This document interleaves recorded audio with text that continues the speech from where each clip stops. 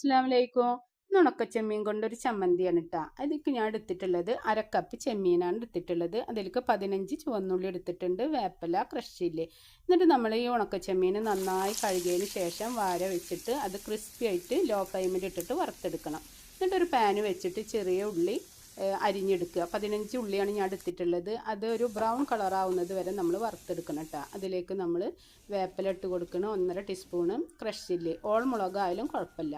എന്നിട്ട് നമ്മളിത് വറുത്ത് കോരി എടുത്ത് വെച്ച ചെമ്മീൻ ഇതിലേക്ക് ഇട്ട് കൊടുക്കുക. അതിന് ശേഷം ഒരു 3 മിനിറ്റ് വീണ്ടും ലോ ഫ്ലെയിമിൽ വെച്ചിട്ട് വറുത്തെടുക്കുക.